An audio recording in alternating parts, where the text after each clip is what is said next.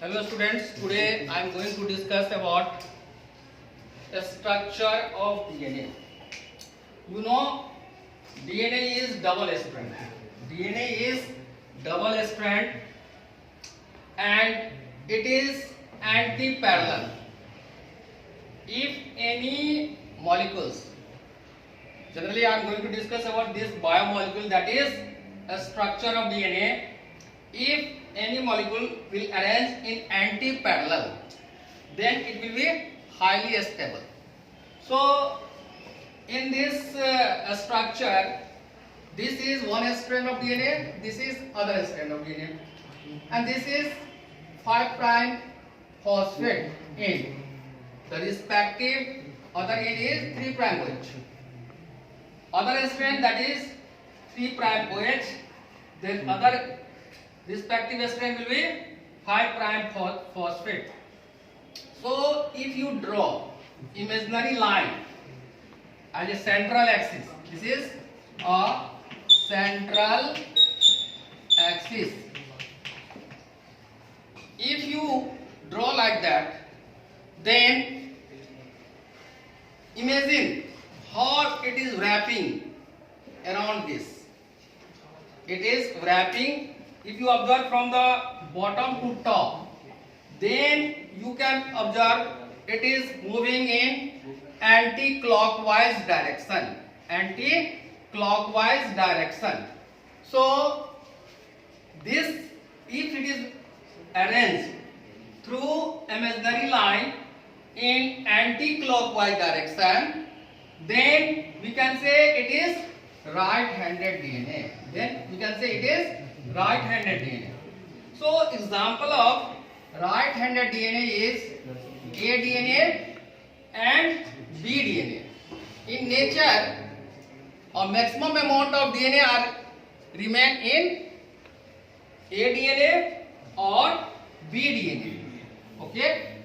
So this is right-handed DNA, anti-clockwise direction, like that.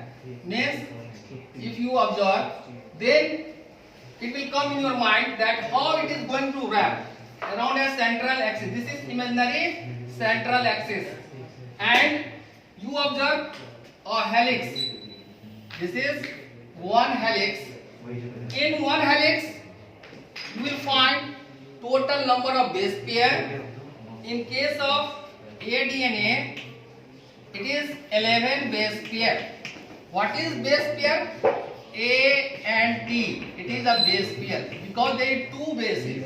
Because there are two bases, so it is known as base pair. Okay. And in case of BDNA, it is 10.4. 10.4 base pair. So this is ADNA and BDNA, that is natural form of DNA occur in nature. Now these bases are present at the inner side of double-stranded DNA. After that, there is a sugar, deoxyribose sugar, and then outer side you will find phosphate. Due to presence of phosphate, DNA is negatively charged. Due to presence of phosphate, DNA is negatively charged, and you will find a hydrogen bonding. This is hydrogen bonding. So this hydrogen bonding generally present between two bases. The first base of first strand and the second base of second strand. Then there will be two hydrogen bond between A and T or between T and A. If you observe, that is G, that is guanine and cytosine, then there is a 3 hydrogen bond. So due to presence of hydrogen bonding, DNA is highly stable. Although hydrogen bond is very weak bond, but collectively all the hydrogen bond make the DNA highly stable. Okay. Now if you compare this structure and this structure, you will find the difference. Where is the difference? In the rotation. You will find the difference in rotation.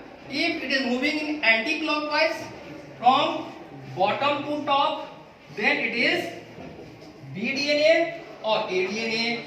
If it is moving clockwise direction, then it is ZDNA.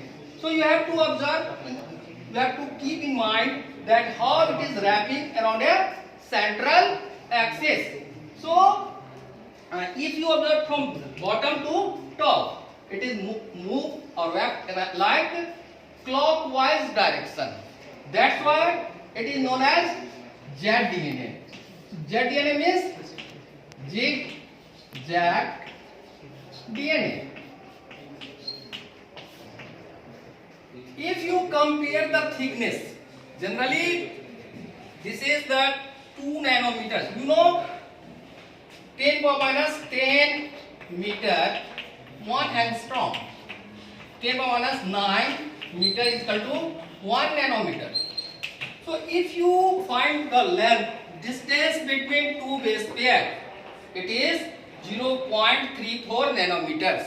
Okay, and in case of BDNA, I already told you there is 10.4 base pair or 10 base pair. So total length of one helix, it is 3.4 nanometer or 34 angstrom. Okay, so this is the basic concept regarding the structure of double-stranded DNA. If you observe the one helix number of base pair, then there is a 12 base pair, not 11, 12 base pair. Okay, so you have to remember these things. In case of ADNA, there is 11 base pair. In case of BDNA, there is 10.4 base pair. In case of ZDNA, that is 12 base pair. So this is the major difference between ADNA, BDNA and ZDNA. If you compare the thickness, then this ZDNA is more thicker than the ADNA or BDNA.